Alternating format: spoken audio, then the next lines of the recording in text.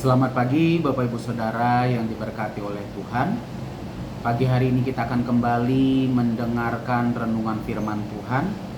Tapi sebelumnya mari kita berdoa terlebih dahulu. Bersyukur kami kepadamu Tuhan Yesus yang baik. Kalau pada saat pagi hari ini kami masih diberi kesempatan buat menikmati berkat dan anugerah Tuhan, khususnya dalam semua aktivitas yang akan kami lalui di sepanjang hari ini. Tapi sebelumnya Tuhan, kami rindu mendengarkan kebenaran firman-Mu yang akan menjadi pegangan kami di sepanjang hari ini.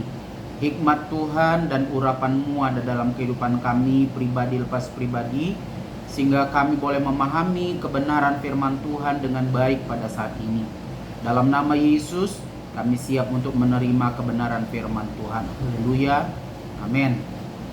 Puji nama Tuhan, Bapak Ibu Saudara yang diberkati oleh Tuhan. Pagi hari ini kita akan kembali mendengarkan renungan firman Tuhan. Kalau 2 hari ini berturut-turut, Bapak Ibu Saudara mungkin sudah mendengar renungan firman Tuhan itu tentang keluarga Allah dan apa manfaat menjadi bagian dari keluarga Allah. Ya.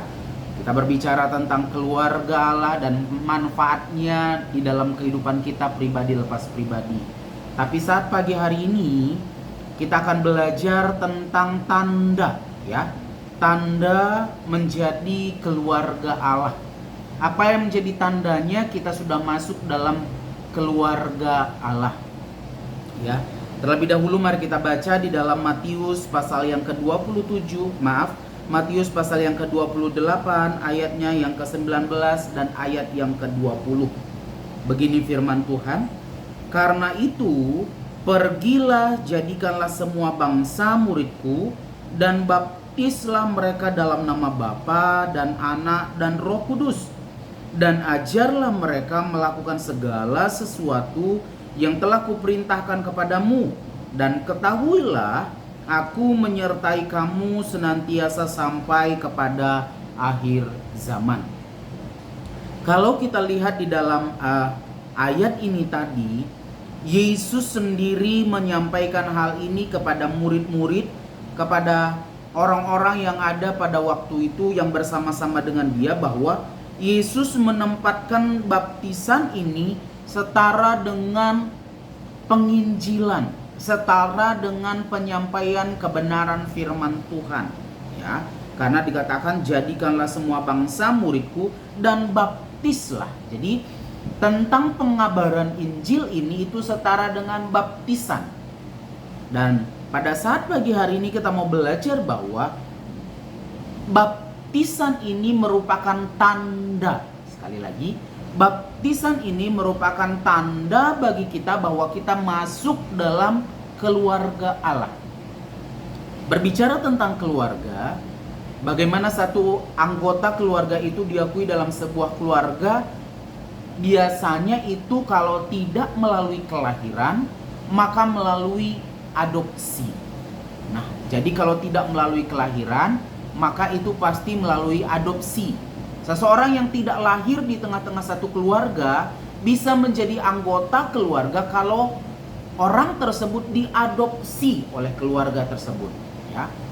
Lalu bagaimana saya dan saudara bisa masuk menjadi keluarga Allah, menjadi satu kesatuan dalam keluarga Allah?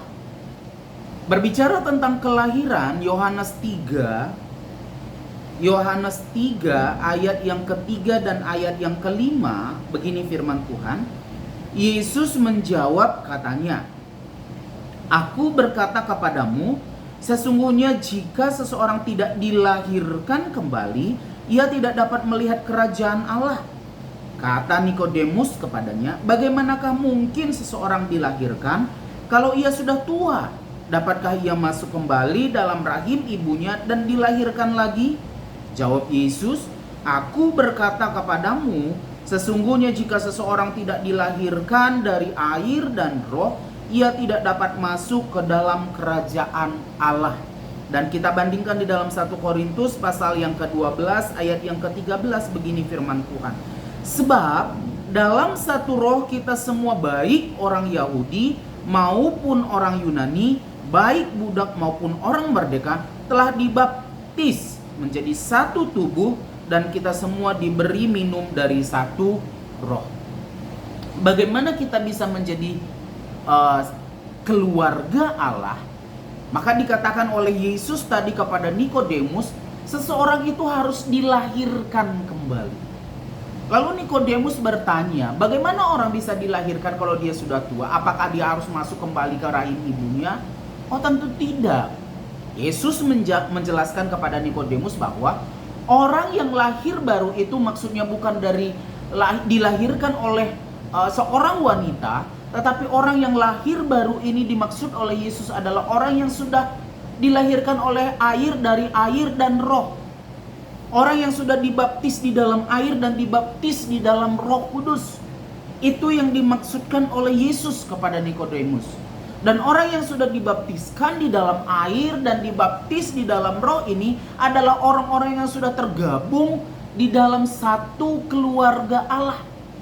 Korintus tadi berkata, Rasul Paulus menjelaskan kepada jemaat yang ada di Korintus bahwa baik kita orang yang bukan Yahudi maupun orang Yahudi, baik kita orang yang sudah berdosa, ketika kita sudah dibaptis di dalam satu tubuh, maka kita sudah disatukan menjadi satu tubuh, satu keluarga Allah.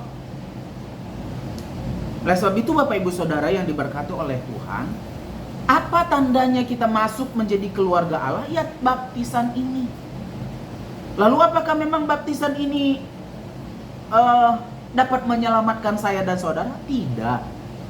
Memang baptisan tidak dapat menyelamatkan saya dan saudara. Apa yang bisa menyelamatkan kita adalah iman kita, kepercayaan kita.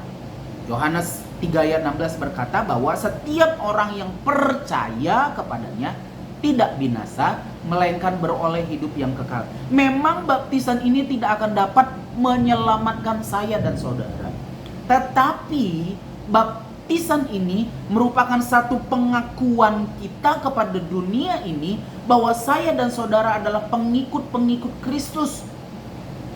Baptisan ini merupakan satu deklarasi kepada dunia ini bahwa saya adalah orang-orang yang percaya kepada Yesus. Tapi baptisan di dalam apa katanya tadi? Di dalam nama Bapa, Putra dan Roh Kudus, yaitu Tuhan Yesus Kristus.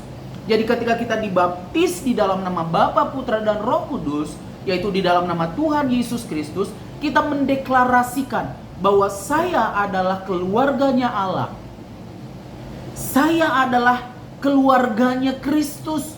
Saya sudah mati di dalam keduniawian dan saya sudah dilahirkan kembali. Karena baptisan itu memang melambangkan ketika kita masuk ke dalam air, kita ditenggelamkan, berarti itu adalah berbicara tentang kematian, lalu penguburan, dan ketika kita bangkit kembali, kita menjadi orang yang baru di dalam Tuhan. Kita menjadi orang-orang percaya yang baru di dalam Tuhan. Kita menjadi orang-orang yang sudah dilahirkan kembali di dalam Tuhan. Jadi Bapak Ibu Saudara, di dalam perjanjian baru di awal-awal gereja mula-mula, ketika seseorang mulai percaya kepada Yesus, dia tidak akan pernah menunda-nunda dirinya untuk dibaptis. Itu adalah menjadi satu tanda bahwa dia menjadi pengikut Kristus. Yang tadinya tidak percaya kepada Kristus, menjadi percaya kepada Kristus.